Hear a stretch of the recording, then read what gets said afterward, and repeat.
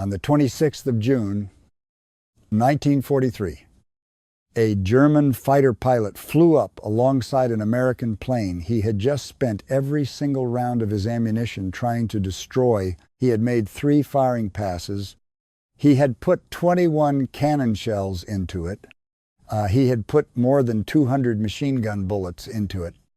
He had shot away its hydraulics, torn open its skin, and welded its canopy shut so the pilot trapped inside could not even jump. And the thing was still flying. So he pulled up on the wing, close enough to see the American's face through the oil and the blood, and he looked at him.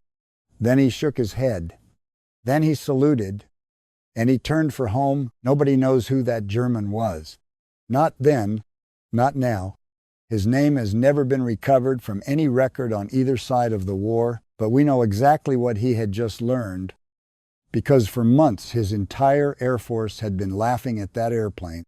They called it a flying milk, 7 tons of American stupidity that could not climb, could not turn, and could not fight. The man in that cockpit was 23 years old, and he was about to make them stop laughing. I'm glad you're here today. What state are you watching from? Robert Samuel Johnson was born in Lawton, Oklahoma. On the 21st of February, 1920, he was a small man. That mattered more than it should have, and he knew it. He had grown up in a place where the wind came across the plains with nothing to slow it down, where the sky was the biggest thing anyone owned, and where a boy who wanted to fly had exactly one way to get there, which was to be better than everyone else in the room. He was good with a gun. That was the first thing anyone noticed about him.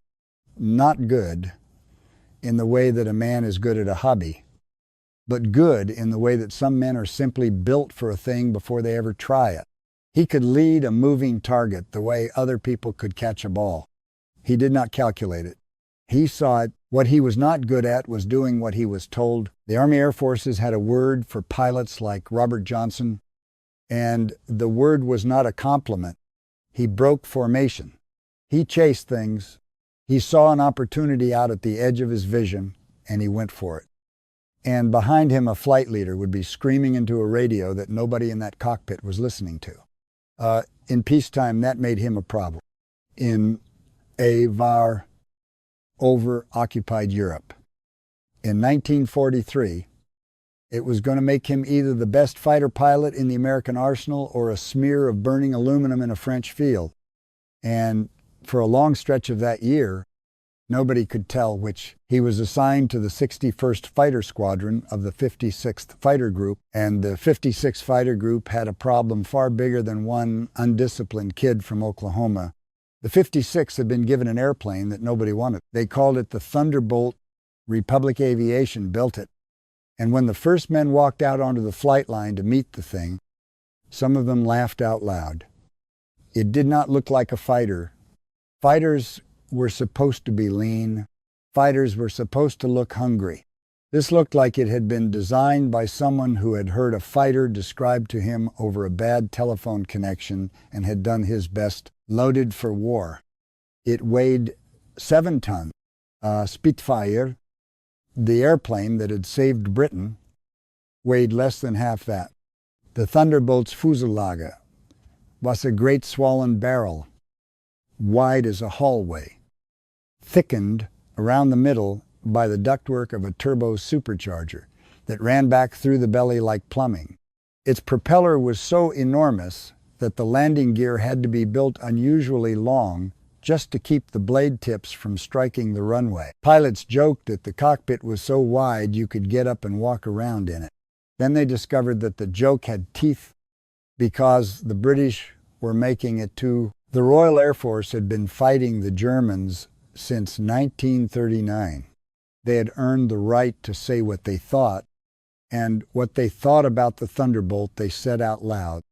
In the mess, with the Americans sitting right there, the best evasive maneuver in a Thunderbolt, the British pilot said, was to unfasten your harness and run around inside the cockpit until the German ran out of ammunition. The Americans laughed along. They had to, but at night, in the huts.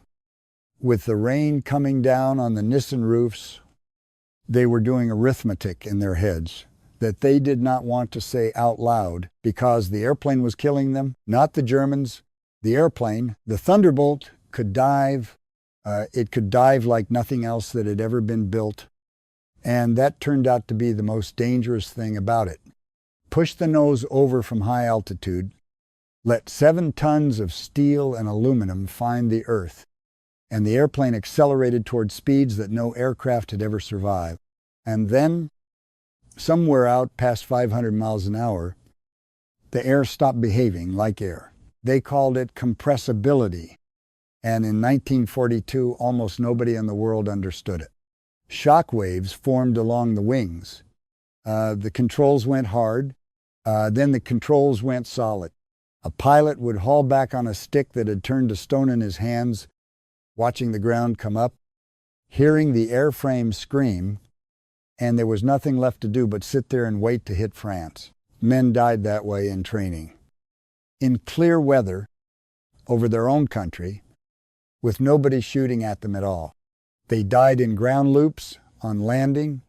They died when the torque of 2,000 horsepower rolled the airplane over on takeoff before they could catch it, long before the Luftwaffe ever got a look at them. The Thunderbolt was already burying young Americans, and the officer who had to stand in front of those men every morning and tell them the airplane was fine was a 28-year-old named Hubert Zemke. They called him Hub. He took command of the 56 Fighter Group in September of 1942. And he was everything Robert Johnson was not: cold, precise, a man who thought in diagrams. He did not raise his voice, which somehow made him more frightening than the officers who did. And here is the part that never made it into the recruiting posters. Hubert Zemke was not impressed with the Thunderbolt. Not privately impressed and publicly doubtful. The other way around, the man commanding the group that flew it, the man who would eventually build the most successful fighter unit in the American Air War around this machine, looked at it in 1942 and saw exactly what the British saw. It climbed badly. It accelerated like a loaded truck. Its radios did not work. It was, by every measurement that fighter pilots had ever cared about, worse than what the enemy was flying. He just did not say it to his pilots. That is the whole of Hubert Zemke in one sentence. He looked at an airplane he did not believe in, and instead of complaining about it, he started asking a different question. Not what is wrong with this thing. What is this thing actually good at? And how do I build a war around that? He did not have an answer yet. He was going to have to buy one, and the price was going to be paid by men like Robert Johnson, 600 miles to the east. A German was asking a very different question. His name was Hans Phillip, and in the spring of 1943, he was 26 years old, and he had already shot down 206 airplanes. Read that again. 206. He had flown more than 500 combat missions. He had fought in Poland, over France, over England, and then for 2 long years in the terrible open spaces of the Eastern Front, where he had killed Soviet pilots in numbers that are difficult for a modern reader to hold in the mind. He was decorated, celebrated, photographed, and famous. He was the kind of man the German propaganda ministry built magazine covers around. And in 1943, they brought him west and put him in front of something he had never seen before. Not fighters, bombers. The American heavy bombers came over the coast in formations that darkened the sky. Box after box of flying fortresses grinding east at high altitude. And every one of them bristled with heavy machine guns. And they did not turn away. Phillip had spent 4 years learning how to kill nimble single-seat fighters in swirling low-altitude brawls. Now he was being asked to fly head-on into a wall of moving artillery, again and again, and each pass took him through a storm of fire that no amount of skill could dodge. The greatest fighter pilot most people had ever heard of was afraid, and he would eventually write it down in his own hand. In a letter And that letter is one of the reasons we can tell this story honestly. But that comes later. In the spring of 1943, Hans Phillip did not yet know Robert Johnson existed, and Robert Johnson had never heard of Hans Phillip. What connected them, though neither man could have known it, was the fat, ugly airplane sitting on a wet English runway with its nose in the air. On the 8th of April, 1943, the Americans finally sent it to war. 3 full groups of Thunderbolts, more than 100 aircraft lifted off from England and swept out across the coast of occupied France in daylight. It was meant to be a statement, here we are, come and see. And the Luftwaffe did not come. They saw them. Of course they saw them. German radar tracked the formation. German controllers watched it cross the coast. German fighter pilots sat in their cockpits on airfields in France and were told what was overhead, and they stayed on the ground. That is the thing people forget when they tell this story. The Americans did not lose their first battle. They were not allowed to have one. The most experienced fighter force on Earth looked at the United States Army Air Forces arriving over Europe with its brand new 7-ton wonder weapon and decided it was not worth the fuel. There is no insult in war worse than that. Being shot at means you are dangerous. Being ignored means you are furniture. The Thunderbolts turned around and flew home across the channel, engines droning, guns cold, and landed in England having accomplished exactly nothing. And the men climbed down out of those enormous cockpits knowing precisely what had just happened to them. 1 week later, on the 15th of April, a Thunderbolt finally caught a Focke-Wulf and shot it down. And the Americans had their first victory. It cost them more than it was worth. Over the weeks that followed, the arithmetic got worse and worse. The Thunderbolts could not turn with the Focke-Wulf. They could not climb with the Messerschmitt. In a swirling dogfight below 20,000 feet, the German fighters simply flew rings around them, and American boys went down into the channel in 1s and 2s and 3s. By the middle of June, the Germans had a nickname for the airplane, and the nickname traveled fast through the fighter wings of the Luftwaffe. And it was repeated with a grin. The flying milk bottle, they were right about everything except one thing. And the thing they were wrong about was going to cost them the war. Spring turned into summer. And the 56 fighter group kept going out over the water. And not all of them kept coming back. The pattern of those months was always the same. And it was always humiliating. The Thunderbolts would climb out over the channel, heavy and slow, hauling themselves up through the English cloud like men carrying furniture upstairs. They would cross into France, and somewhere above them, higher, already faster, already positioned, the Germans would be waiting. The Focke-Wulf 190 was a beautiful machine, and it was flown by men who had been killing people for 4 years. It rolled faster than anything the Americans had ever sat in.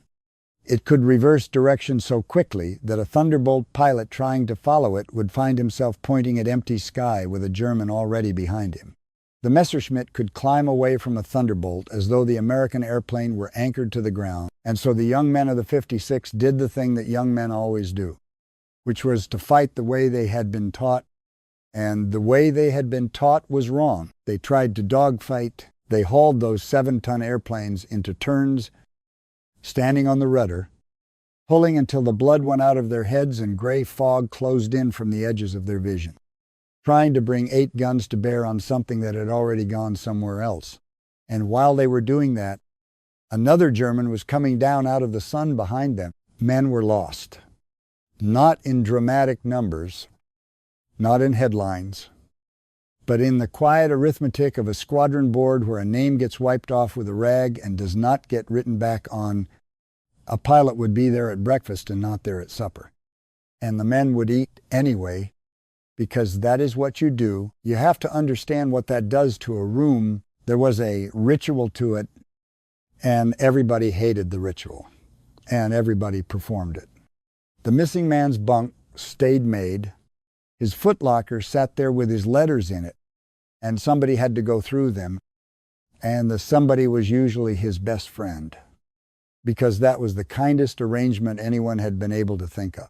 A boy from Ohio would sit on the edge of a cot in a cold English hut, holding a photograph of a girl he had never met, deciding what to tell her mother, and in the morning they would walk back out to the airplanes. The English weather did not help. It rained the way it rains in East Anglia, which is not weather so much as a condition, a gray, wet ceiling that pressed down on the airfields for days at a stretch.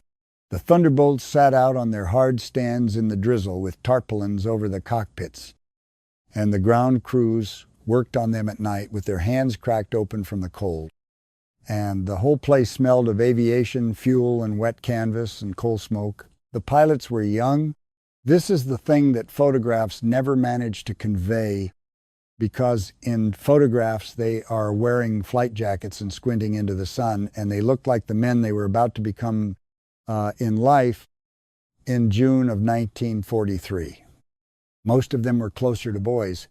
They had learned to fly in Texas and Arizona under skies so wide and so blue that flying had felt like a gift. Now they were doing it over water, the color of iron, in an airplane the enemy found funny, and they were losing. The reports went back to England. The reports went back to Germany too. And in the German fighter wings, they were read with satisfaction. But there was a number in the American reports that nobody was reading correctly.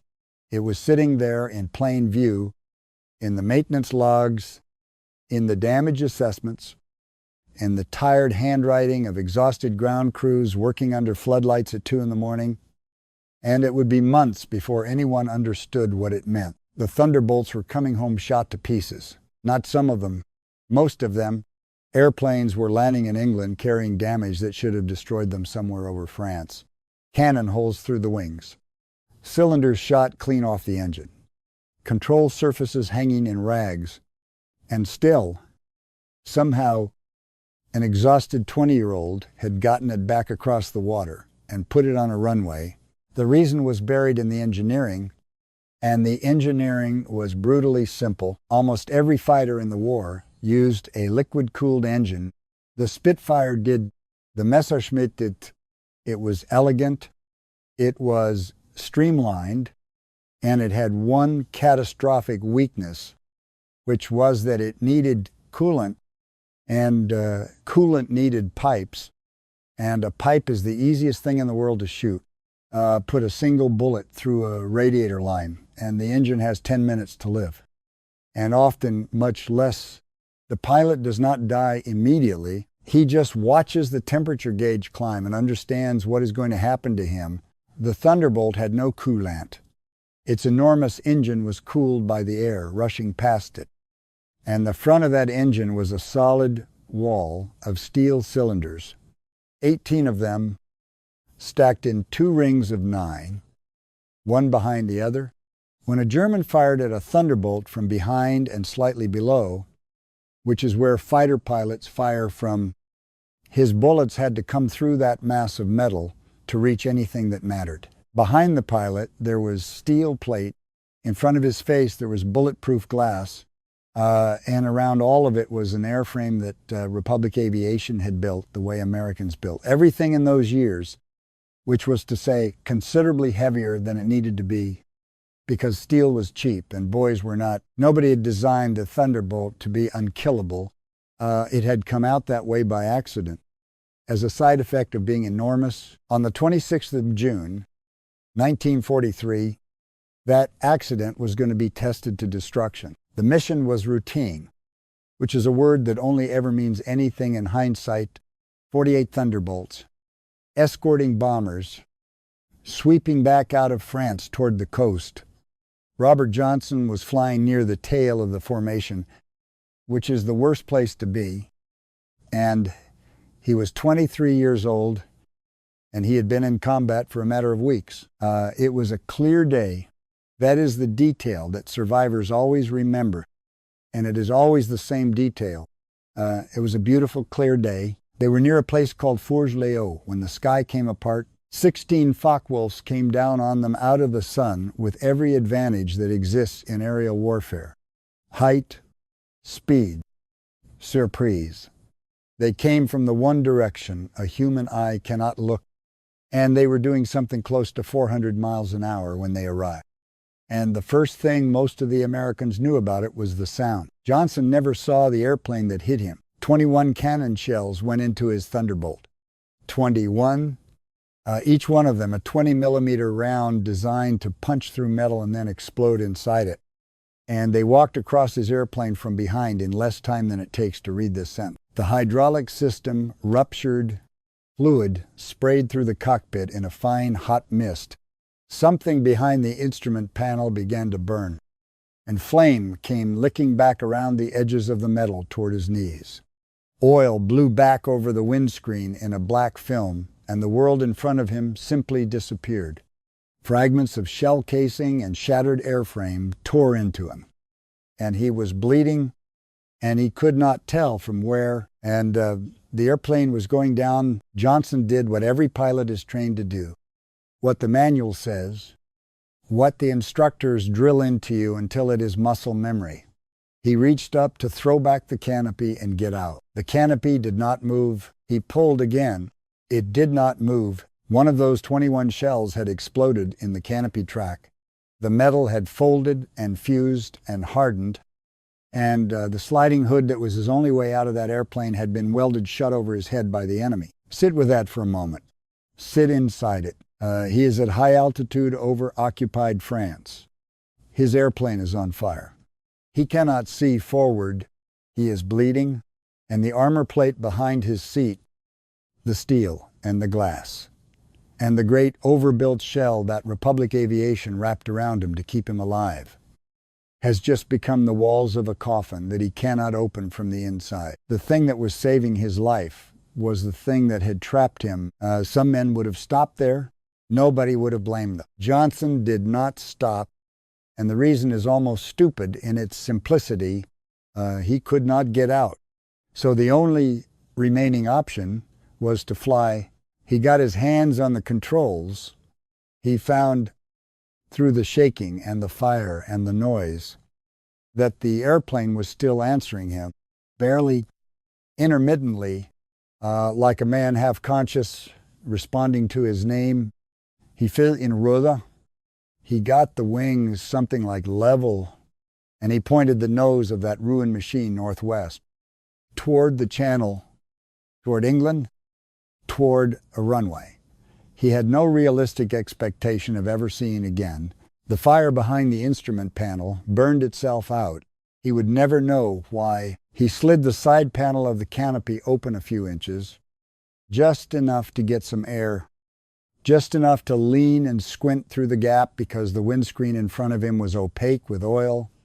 And he flew that airplane by looking sideways out of a crack, bleeding at maybe 170 miles an hour, with the engine shaking hard enough to blur his instruments, alone over enemy territory, in the middle of the afternoon.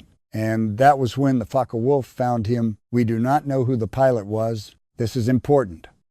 And we are going to be honest about it, because the story does not need to be improved.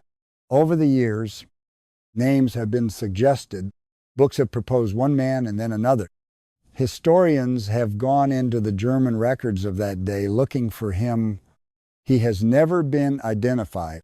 Somewhere in Germany, in the years after the war, there was very probably an old man who knew exactly what he had done on the 26th of June, 1943, and who never told anyone or told someone who did not write it down. What we know is what Robert Johnson saw, because Johnson came home and Johnson told it, and he told it for the rest of his life. The German came up behind him.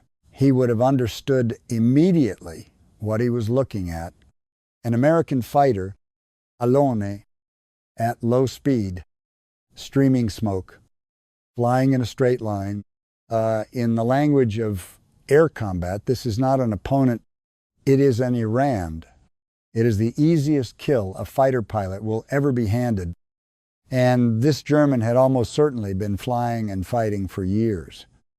And he settled in behind that Thunderbolt and he opened fire. Johnson could not maneuver. That is the part that breaks people when they hear it.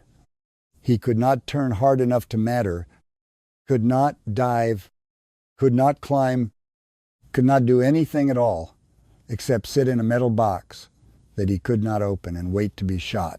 So he did. The only thing left, he hunched down behind the armor plate, put his head against the steel, and waited. The rounds came in. He heard them hit. That is a detail Johnson always came back to, not the noise of guns, but the noise of impacts, the hammering along the fuselage behind him, the airframe ringing like something struck with a wrench, over and over. While he sat there with his eyes shut and his shoulders up around his ears, and the airplane kept flying, the German broke away, came around, and set himself up again. And he fired again.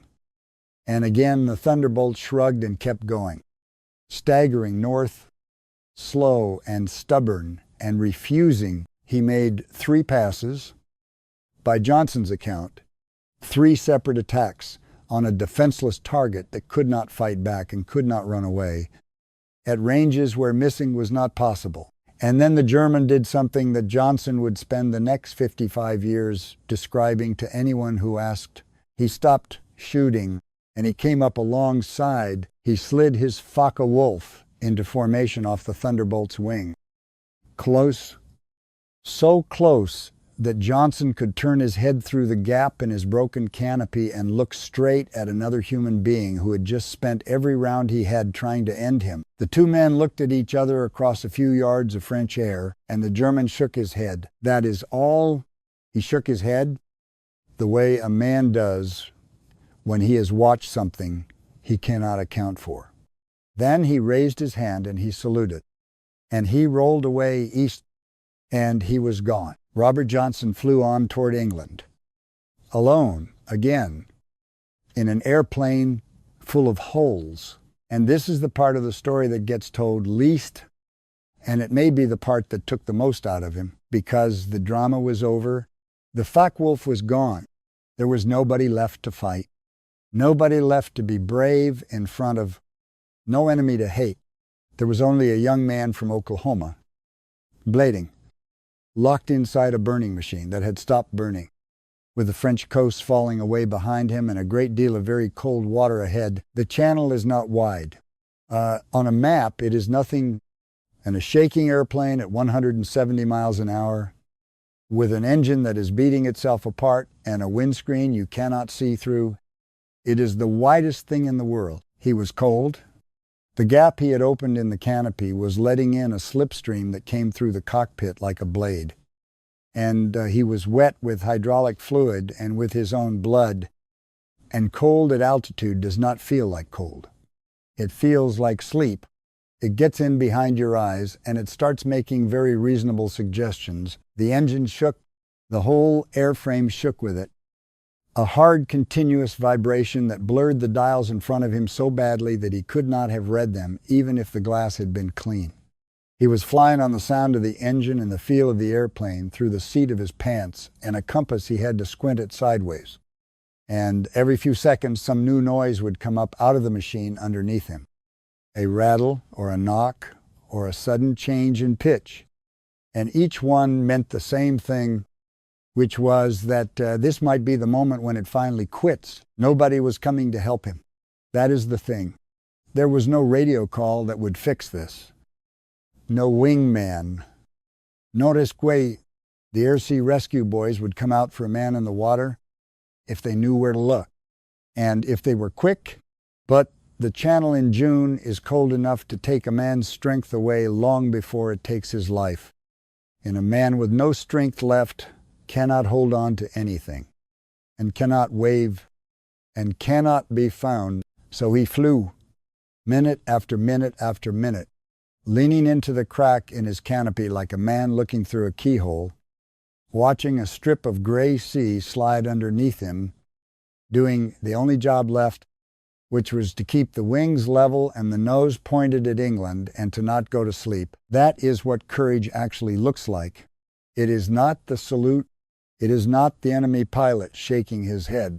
It is a bleeding 23-year-old boy, alone over cold water, in an airplane that everyone had left, deciding over and over again, for the length of an entire crossing, not to give up. He crossed the channel.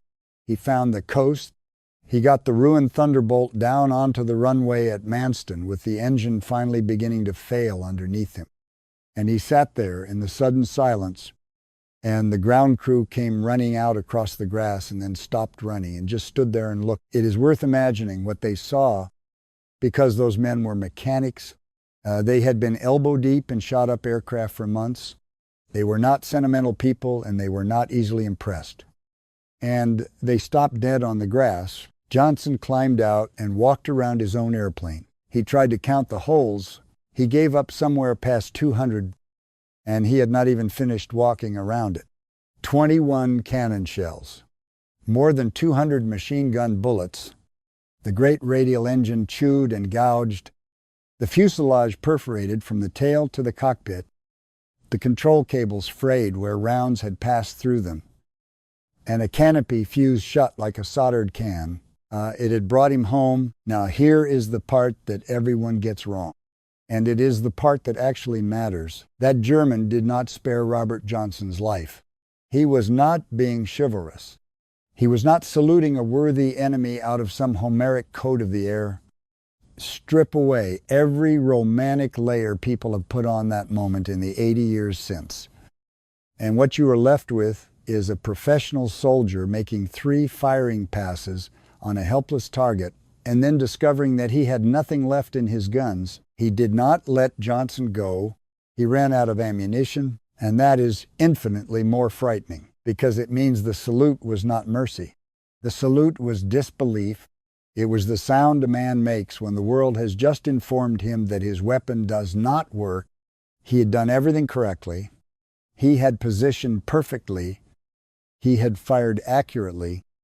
He had emptied his cannon and his machine guns into a stationary target, and the American had simply flown away.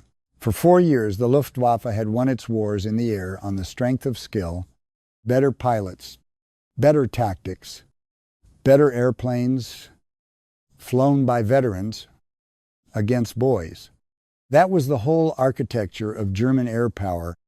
And on the 26th of June, 1943, over a field in Normandy, one anonymous German pilot was handed the first piece of evidence that skill was about to stop being enough. The Americans were not going to fight him better. They were going to build something he could not kill. The airplane, or what was left of it, was pushed into a hangar and taken apart, and men with clipboards climbed over it for days. And in a headquarters in England, Hubert Zemke read the damage report. Zemke, remember, was the man who had never believed in this airplane.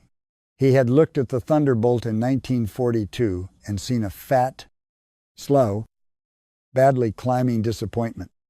And he had been right about all of it. He had been right about the climb. He had been right about the acceleration. He had been right about the turn. And now he was standing in front of an airplane that had absorbed the entire ammunition load of a German fighter and flown home anyway. And he understood, with the cold clarity of a man who deals in diagrams, that he had been asking the wrong question for a year. He had been asking how to make the Thunderbolt fight like a Spitfire. The answer was that you never, ever try.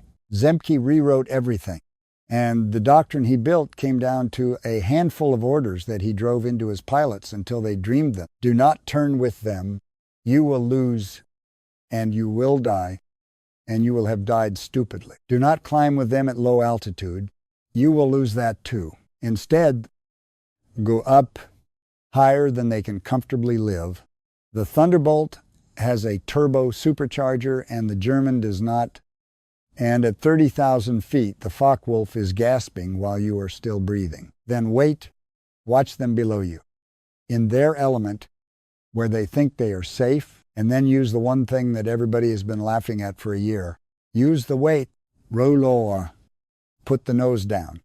Let 7 tons of American steel fall out of the sky at a speed that no German fighter can match. Because they cannot dive with you. Because nothing can dive with you. Because that is what happens when you drop a milk bottle, come down through them, fire once, do not stop. Do not turn. Do not congratulate yourself. Convert every ounce of that speed back into altitude. Zoom straight back up to where they cannot follow. And do it again. You are not a fighter pilot in the old sense. You are a falling weight with 8 guns. Do not fly it. Zemke told them, "Mit," and in the Thunderbolt's wings, waiting, sat the thing that the Luftwaffe had genuinely never taken seriously. 8 Browning machine guns, 50 caliber, 4 in each wing, with 3,400 rounds between them. The Germans had cannon, and cannon shells were heavier, and every German pilot knew that cannon were the modern answer.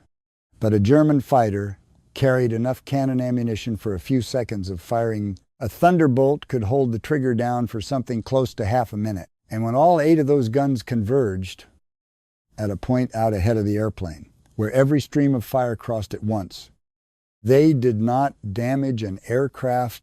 They deleted it. The Germans had one summer left to laugh. On the 4th of October, 1943, Hans Phillip sat down and wrote a letter to a friend. The friend was Hannes Troutloft, another fighter pilot, another man who had been doing this since the beginning.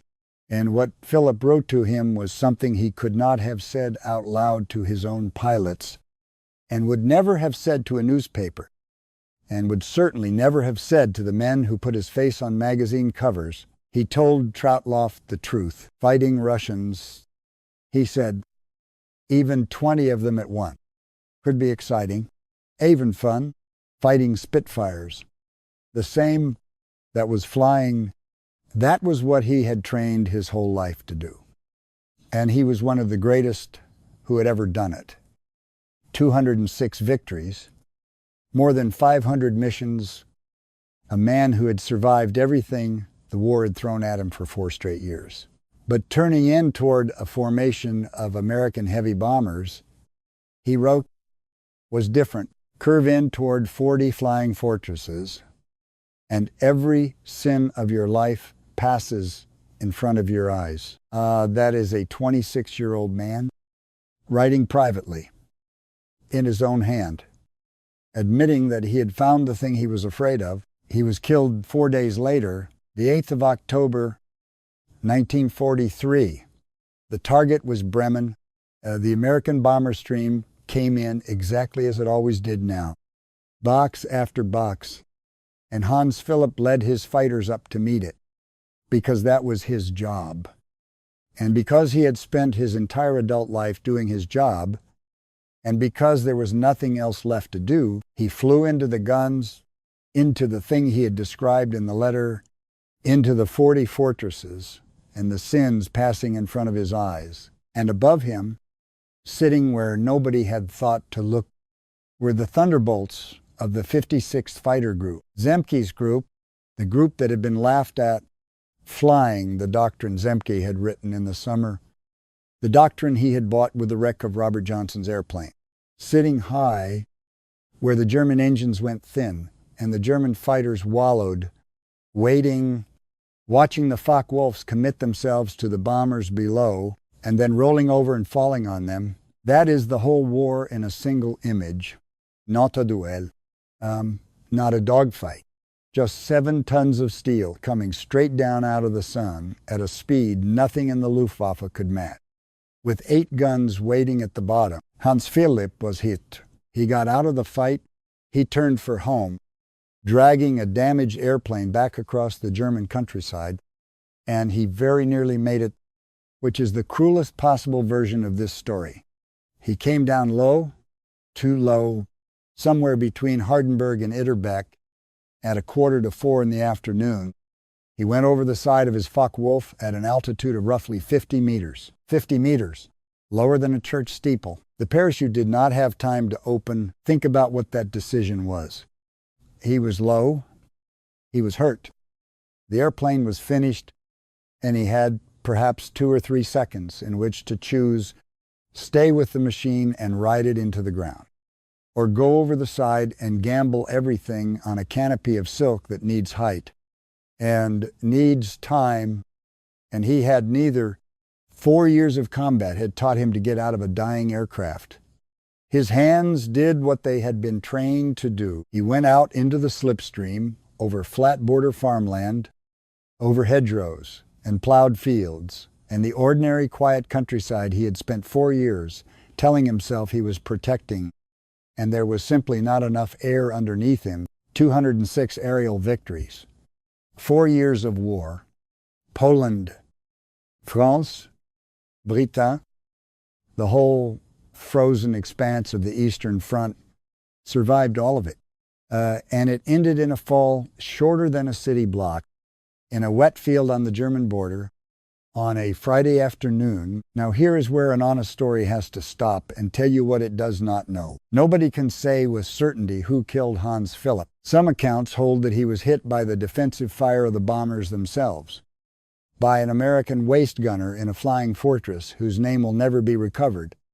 A boy standing at an open window in the freezing air, firing at a shape that came and went in a second. More recent research points somewhere else.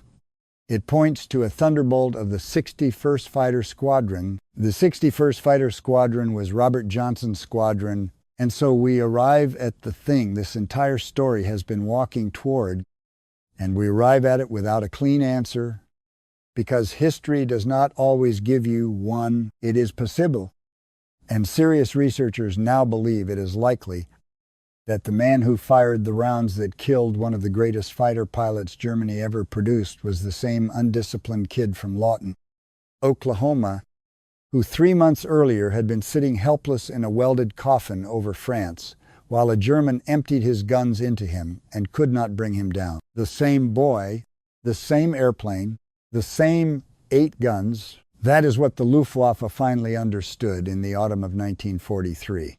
It was not that the Americans had gotten better, although they had. It was that the Americans had built something that could take everything the Luftwaffe had, absorb it, fly home, get patched up, and come back next week. And there was another one behind it, and another one, and another one. Heinz Bahr, one of the most successful fighter pilots Germany produced, put it about as plainly as a professional can. The Thunderbolt, he said, could soak up an astonishing amount of lead, and it had to be handled very carefully. Handled carefully. That is a fighter ace saying, in the flat language of his trade, that he was afraid. They had called it the flying milk bottle. They had laughed on their airfields in France while it hauled itself into the sky like a freight train. And now, their best men, the ones with 200 kills, the ones who had been killing since Poland, were writing private letters about the sins passing in front of their eyes. Republic Aviation built 15,683 Thunderbolts. Read that number slowly, because the Germans eventually had to, more than any other American fighter of the war, they came off the lines on Long Island and in Indiana in a river of aluminum that did not stop, that could not be bombed, that was fed by an industrial machine sitting 3,000 miles away behind an ocean. The Luftwaffe could not cross. Germany could destroy Thunderbolts. Germany could not destroy the place Thunderbolts came from. And every Thunderbolt that was destroyed was replaced. Every German pilot who was killed was not. That was the whole equation. That was the entire war. Written on the back of an envelope, the Germans lost men like Hans Phillip, 206 victories, 4 years of irreplaceable experience. And they got back a 19-year-old with a few dozen hours who would be dead within a month. The Americans lost airplanes and got back more airplanes, and their pilots, boys like Robert Johnson, lived long enough to become terrifying. Johnson survived the war. He finished with 27 confirmed victories, one of the highest scores any American achieved in Europe. And there has been an argument about the true number ever since, which he seemed to find mildly amusing. He went home to Oklahoma. He grew old. He talked to anybody who wanted to hear about it, and a great many people wanted to hear about it. And he was still talking about it decades later, when the men who had flown with him had mostly stopped. He lived until 1998, and here is what he carried for 55 years. He never learned the name of the German who spared him. He looked. Others looked for him. The records were searched. The theories were floated. And the man remains anonymous to this day. Somewhere, someone flew home to a French airfield on the evening of the 26th of June, 1943, climbed out of a Focke-Wulf with empty gun bays, and tried to explain to his ground crew what had just happened to him. And then he vanished into history without a name. That German almost certainly died in the war. Most of them did, but if he did not, then somewhere in Germany, in the 1950s and 60s and 70s, there was a quiet old man who knew that once, in the summer of his youth, he had shot everything he had into an American airplane and watched it fly away, and had taken off his glove and saluted a stranger, and had never told a soul. And Robert Johnson never knew either whether he was the man who killed Hans Phillip. He knew he had been up there. He knew his squadron had made the interception. But the sky was full of airplanes and cannon fire and gun camera film that does not answer every question.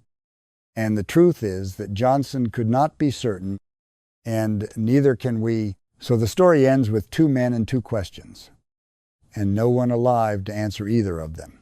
A German pilot who fired every round he had into a helpless enemy and could not kill him, and saluted him instead and disappeared. And an American boy from Oklahoma who may have killed the greatest ace he ever faced and never knew for sure. Between them sat a fat, ugly, 7-ton airplane that the whole world had laughed at. The Germans stopped laughing in 1943. They stopped because they discovered, one pilot at a time, that the thing they had been mocking did not have to be graceful. It did not have to it did not have to climb with them or dance with them or fight the war the way the war had always been fought. It only had to survive, and then it only had to come back down out of the sun with 8 guns. The laughter stopped in the summer of 1943 over a field in France when a man in a Focke-Wulf ran out of bullets. It never started again.